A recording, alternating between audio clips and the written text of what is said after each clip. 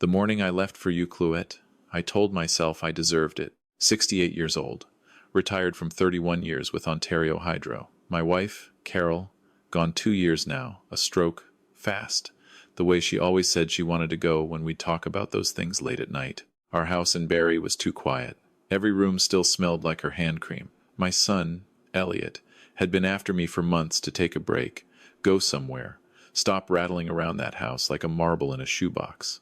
So I booked 5 nights at a small inn on Vancouver Island, packed a bag, drove to the airport, and for the first time in 2 years, I felt something close to lightness. Elliot had driven me to Pearson himself, hugged me at the departure's door, longer than usual. He was 41, lived in Mississauga with his girlfriend, worked in commercial real estate. Carol used to say he had her smile and my stubbornness. I thought that was about right. "Call me when you land," he said. "I'm 68, not 16, I told him. He laughed. I laughed. I went through security thinking I had raised a good man. I was wrong about that. The inn was everything the photos promised. Quiet, cedar-paneled rooms, a view of the Pacific that made your chest feel large. I slept better the first 2 nights than I had since Carol died. I walked the beach in the mornings. I ate salmon. I read a paperback I'd been meaning to get to for 8 months. I did not think about the house in Barrie. I did not think about the empty side of the bed. It was the 3rd morning when my phone buzzed on the nightstand. I thought it was the weather app, or maybe Elliot checking in. I reached for it without much urgency, still half asleep, the sound of the ocean coming through the cracked window. It was my bank. Transaction alert. Withdrawal, $14,800, TD branch. Barrie on. I sat up. I read it again. $14,800. From the joint account Carol and I had opened when she got sick, so she could access money easily without having to call me at work. After she passed, I had meant to have her name removed. I kept forgetting. There was always something else to deal with. The estate. The paperwork. Grief, which takes up more administrative space than anyone tells you. I called the bank immediately. The automated system confirmed the withdrawal. In person. At the Barrie branch. At 10:47 the previous morning, while I had been walking Florencia Bay with my shoes off, I asked to speak to someone. The woman who answered was patient and professional. She told me the withdrawal had been made by an authorized second account holder. Carol's name was still on the account, but Carol was dead. I kept my voice level. I asked her to flag the account and call me back with more details. Then I hung up and sat on the edge of the bed for a long time, looking at the water. The first thought I had was, someone stole Carol's identity. The second thought, the one I didn't want to have, arrived about 30 seconds later. Elliot was the only other person who knew that account existed. He was the only one I had ever mentioned it to, during a conversation about estate planning after his mother died. I had told him the account number in case anything happened to me while I was in Ucluet, and he needed access to emergency funds.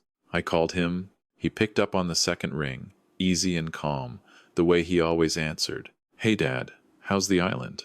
"Fine," I said. "I got a bank alert this morning." A pause. Short, but there. "Oh yeah? What kind?" "A large withdrawal from the joint account. Yesterday morning." Another pause. Longer this time. "Huh," he said. "That's weird. Did you call the bank?" I had known Elliot for 41 years. I had held him in the delivery room at Royal Victoria. I had watched him play house league hockey for a decade. I had sat with him the night his mother died and held his hand while he cried. I knew every register of his voice. The word weird came out just slightly too casual. "I did call the bank," I said. "They said it was an authorized withdrawal." "Must be some kind of error," he said. "I can look into it from my end if you want. You're on vacation. You shouldn't have to deal with this." There it was. The offer to handle it. The same offer people make when they want to control the information. "That's all right," I said. "I'll sort it out when I get home." We talked for 3 more minutes about nothing. The weather in Barrie, whether I'd seen any whales. I kept my voice the same as always. When I hung up, I went and stood at the window and looked at the Pacific for a very long time. I want to tell you something about what that moment felt like, because I think it matters. It wasn't rage. It wasn't even grief, exactly, though it would become that later. It was more like the floor dropping 2 inches beneath you, not enough to fall, but enough to know that nothing is as solid as it seemed. 41 years of loving someone, and in one phone call, you start to wonder what you actually know about them. I did not fly home early. I want to be clear about that. I made a choice, standing at that window, to stay calm and stay smart. Carol used to say I was the least reactive person she'd ever met. She meant it as a compliment, mostly. I called my financial advisor in Barrie. Gerald, 60 years old, an old acquaintance from the Rotary Club, someone I trusted completely. I told him what had happened and asked him to quietly check whether any other accounts had unusual activity. I asked him not to contact Elliot. Then I called a locksmith. Our house in Barrie had a smart lock system I'd installed the previous year, one of those setups where you could let contractors in remotely, change codes from your phone, see entry logs. Elliot had a code, had it for years, for emergencies. I changed it that afternoon from a picnic table outside a coffee shop in Ucluelet, watching the boats come in. Then I called my lawyer, a woman named Patricia Holt, who had handled Carol's estate. I told her I needed to speak with her the day I returned. I told her why. She was quiet for a moment, then said, "I'll clear my afternoon." I finished my vacation. I walked the beaches. I ate well. I slept as much as I could. I did not call Elliot again. I did not tell him anything was wrong. Every time my mind started to spiral toward the question of why, I pulled it back. There would be time for why later. Right now I needed to understand what. When Gerald called back 2 days later, I was sitting on the inn's little back deck with a cup of tea. "Martin," he said, and his voice had that careful quality that tells you what's coming before the words do. "There's more." He had found a loan application, a refinancing request on my property, submitted to a private lender 6 weeks earlier. The application had my name on it. It had what looked like my signature, but I had not submitted it, and I had not signed it. The property was the house in Barrie, the one Carol and I had bought in 1989, the one we had paid off completely by 2011, the one that was worth, at current market, somewhere between $700,000 for $750,000. Someone had tried to borrow against it. The application was still pending. The lender had flagged some inconsistencies in the documentation and asked for additional verification, which is likely why it hadn't gone through yet. I set down my tea very carefully on the railing. "Who submitted it?" I asked. "The agent of record on the application," Gerald said, slowly, "is listed as your son." I have been asked since then how I felt in that moment.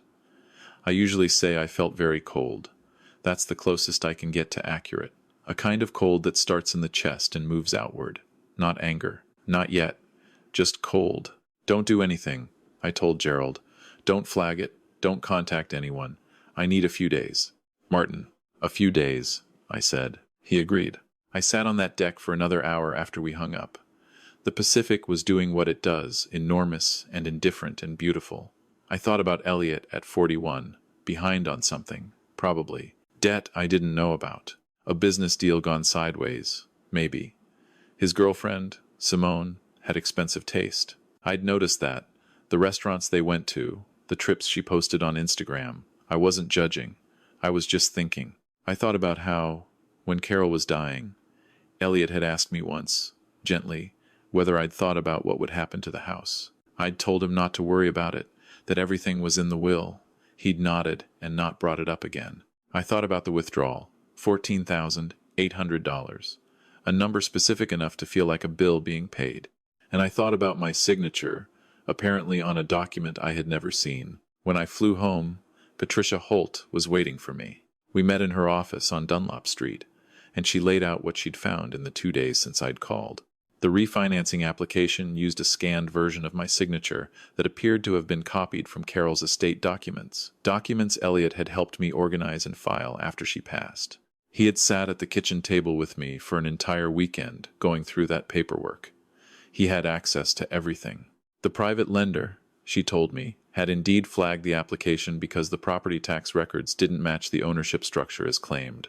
A small thing, a lucky thing. If the lender had processed this, Patricia said, your house would have been collateral for a loan you didn't know existed. In the event of a default, I'd lose the house, I said, or spend years and significant legal fees fighting it. She slid a folder across the desk.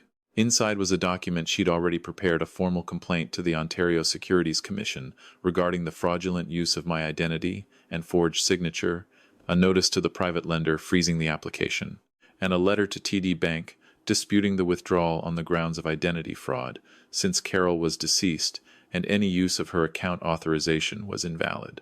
I looked at the documents for a long time. "What about Elliot?" I asked. Patricia's expression didn't change, but her voice got quieter.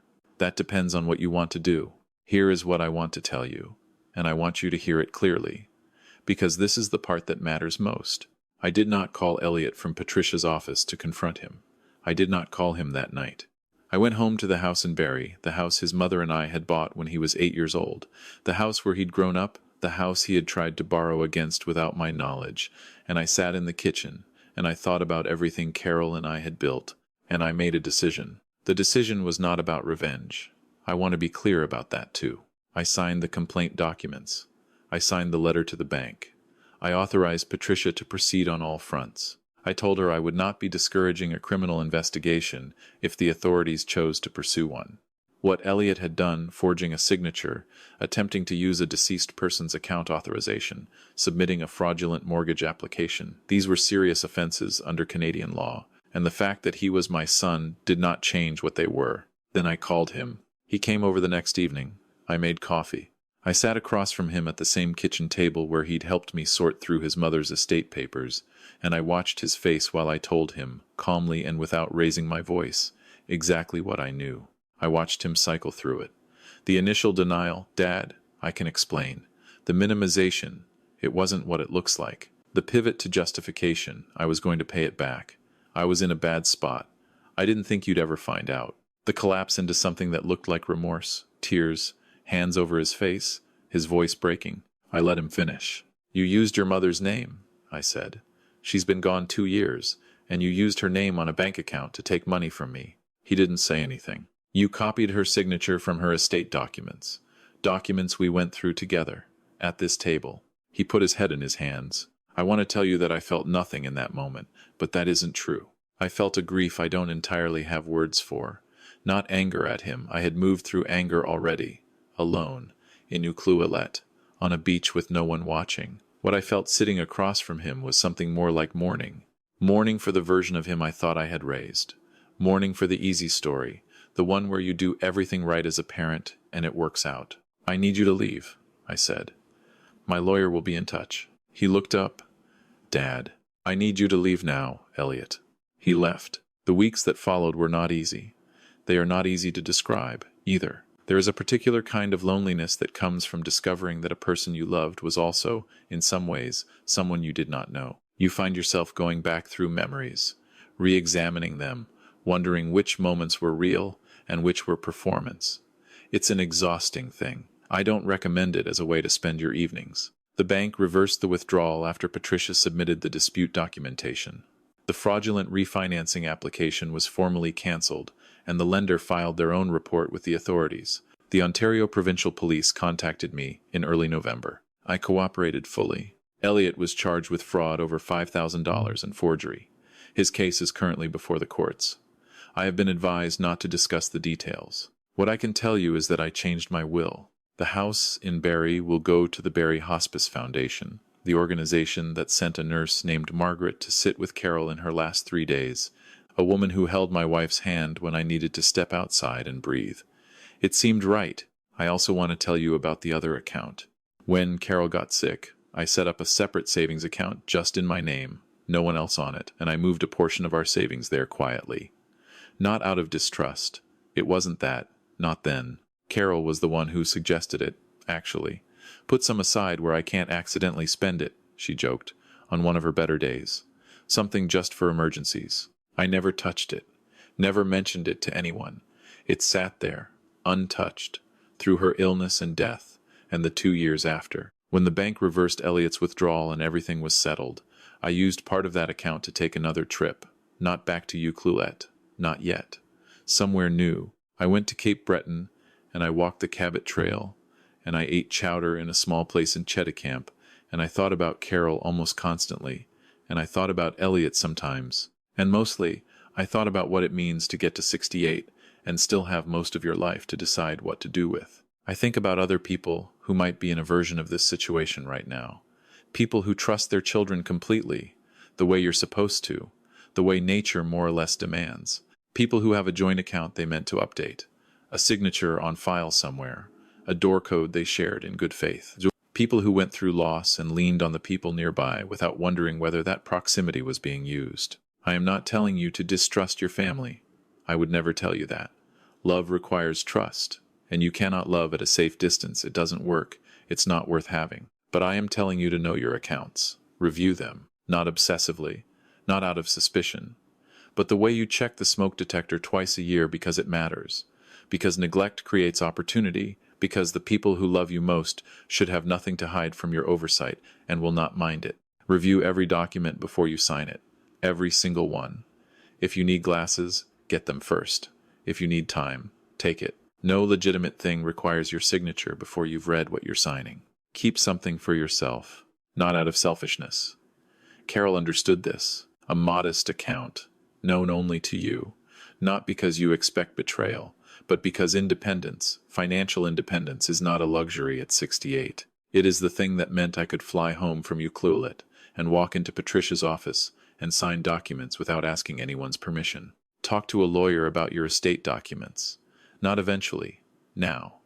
Know what power you've extended, to whom, and what it actually authorizes them to do. Power of attorney is a serious legal instrument. It should be narrow, specific, and reviewed regularly, not a general license issued because you trust someone and want to make things convenient.